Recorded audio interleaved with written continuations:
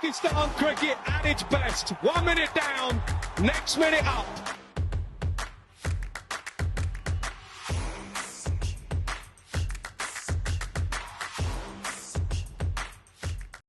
Thanks very much, everybody, for joining me once again. Sadiq here. Delighted to be joined by esteemed international journalist, covers cricket all over the globe. She's done commentary over the years as well, and as I say, written some fantastic articles, done some brilliant interviews over the years. I'm sure you're all aware of who she is, the one and only Mel Farrell. Mel, thanks very much for joining me.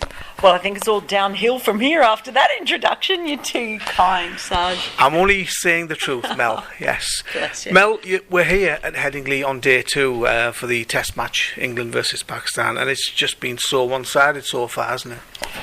Yeah, it has. And do you know, the overwhelming feeling that I have is one of sadness. I really feel for the Pakistan fans who are out there. They're some of the best, most passionate and humorous and warm fans that there are out there. And I've been lucky enough to cover an Australian Test tour in Pakistan and experience that firsthand. And yeah, it's not just been one-sided, it's just been a bit depressing, hasn't it? There's just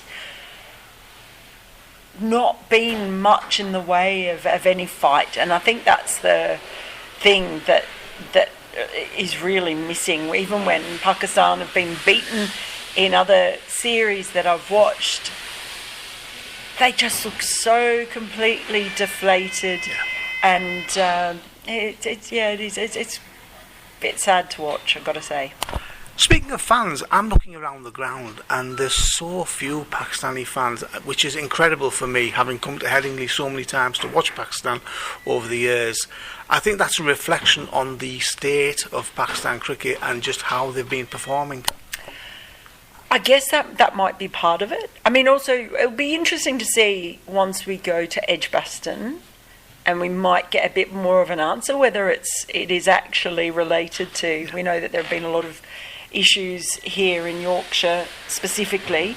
I don't know if that's had an effect as well. It may have. But yeah, I think we'll definitely have more of an idea once we go to Edgbaston. But undoubtedly, you know, that's got to have played a part in it as well, because I know that there are a lot of Pakistan fans who have been pretty disillusioned, I guess, with what they've seen in recent times, and that happens. You know, you've got to have some excitement about your team. The fact that Babar Azam is injured, he's not playing, that might have a part as well, because he's got that draw card factor, hasn't it? He's still very much loved, and there are a lot of huge Babar fans who are out there. So, yeah, let's wait and see. That for me is quite fascinating to see if it's actually any better at Edgbaston. Although, look, if it keeps going like this, and Pakistan, if they are heavily defeated here, and then another one follows at Lords, then yeah, that might be an even bigger factor there when it comes to the crowd. Normally in Birmingham, it's a very, very good base of fans who love to watch Pakistan play. You mentioned the draw factor, Mel, and I think you're absolutely right. You know, this squad hasn't got much of a draw factor. Even when Pakistan were coming to England and losing some matches, you still had some superstars, some entertainers, but there's not a lot of that in this Pakistan squad. And you followed Pakistan cricket for many years as well. Yeah, and that's what I was thinking about. I know a lot of people always talk about the glory years of Waqar, and then even go back to Imran and all of the players in the past who were all legends of Pakistan cricket. But I even look back, I've just been thinking about the past 10 years. I was lucky enough to be here covering that brilliant series, the Miss You series with the push-ups, and when Pakistan went to #1 in the world, and there were some amazing innings, even by Asad Shafiq, yes, who I interviewed in that. Had really good experience with that. Shah Massoud, that was the first time I interviewed him too, when he played at Lords. All through that series, there was so much to entertain, and of course from Misbah and Yunus as well.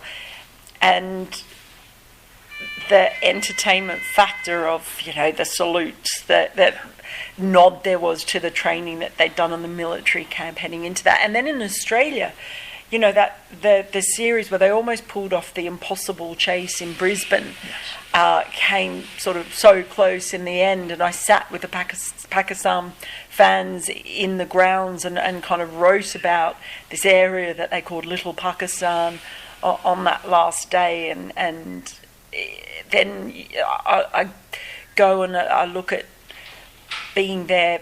It's a different format, but when they won the Champions Trophy at the Oval, beating India, and then in Pakistan itself, when Australia were back there for the first time in whatever it was, 24 years, and although Australia won that series, there was Babar again batting in Karachi, and I remember the excitement of watching Nasim Shah as an 18-year-old bowling in Lahore in particular, sitting behind the bowler's arms in that sort of press area with this great view, going, gosh, this is really exciting stuff.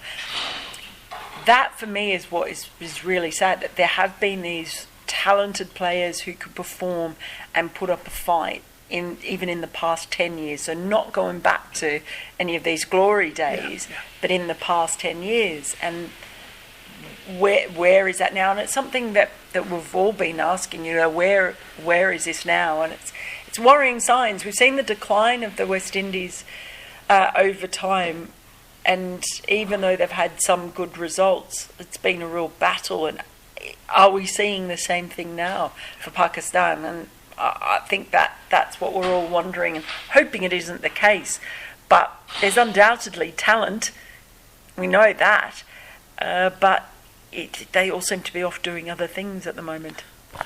2 days we've sat through at Headingley, and almost 2 days, and it's been grim viewing. It's been so one-sided, it's almost bordering on embarrassing for Pakistan. What have you made of their performance so far? It has not been a high quality test. We've seen some good stuff from England. We've seen at times some good balls bowled from Pakistan, but there's just like every over there is something like that's just been too easy for England to put away. There's no sustained pressure.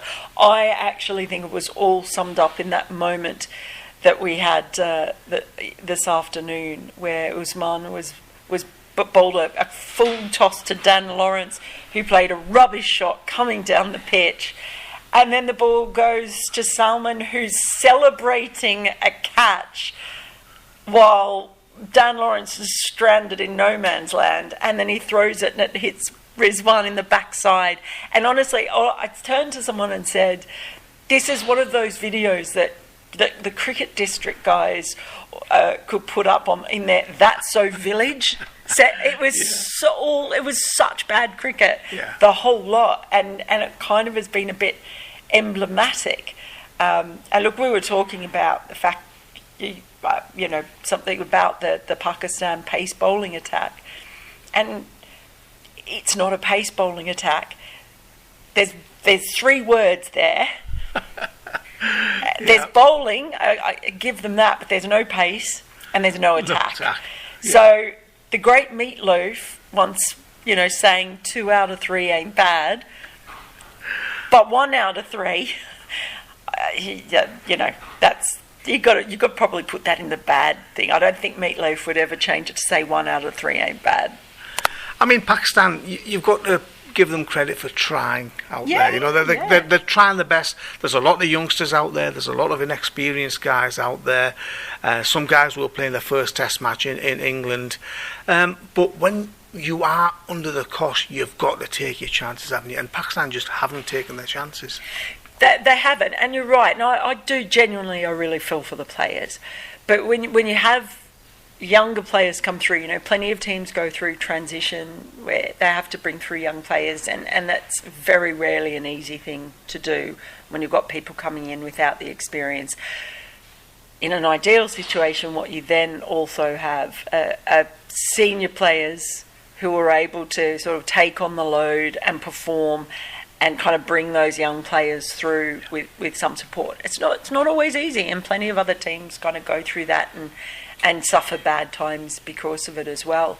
And this is where I feel sorry for them. They just look like all the joy and their tenacity has been taken out of them. They look really deflated. It's like when you see a tyre with a leak and all the air just kind of goes out and it clumps along, pulling the car with it. That's kind of what it's felt. Even Shafiq last night came into the press conference and someone said to me they thought he looked a bit grumpy, and I said, I didn't think he looked grumpy. He just looked like all the life had been sucked out of him. So how you get around that, there's been so much instability around the team when it comes to coaching, selecting.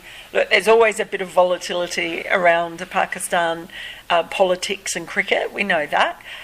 But what's sort of been left here now feels like a playing group that kind of doesn't really have any leadership or direction.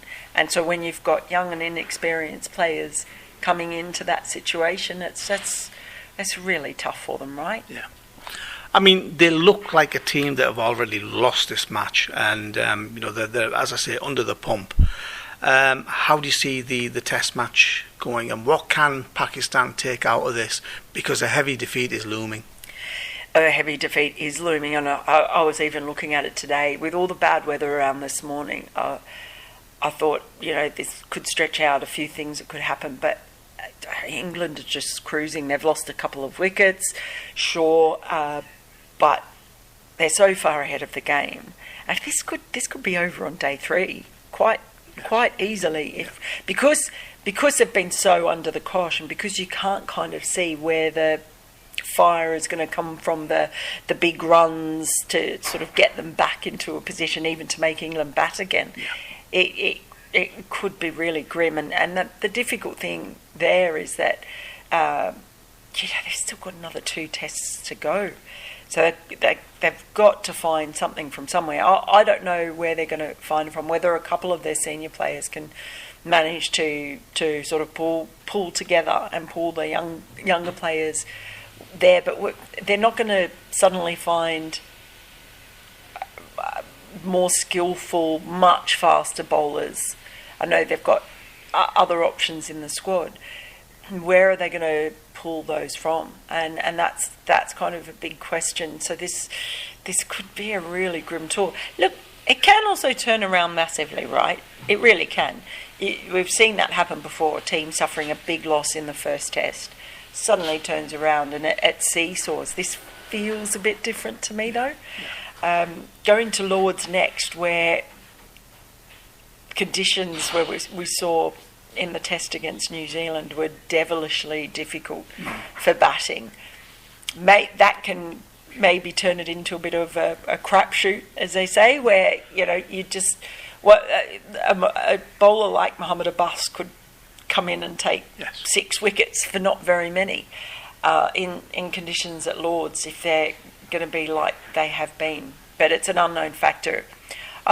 I don't know where they're going to get it from. I don't know what the solution is. When everyone's turning around and looking at the people who aren't here and who aren't playing, it just doesn't leave you many places to turn. I think this is going to be a really tough tour for them. Well, a pleasure speaking with you, even though it was thoroughly depressing. I've depressed myself now, Saj. I hate saying all of this because I love Pakistan and I've enjoyed covering their team so much. It's given me some of the most joy I've had writing about cricket, about those players. But it's tough. Well, I'm going to go and grab a couple of tissues to wipe my eyes now as well, Mel. I will too. Thanks very much for your time.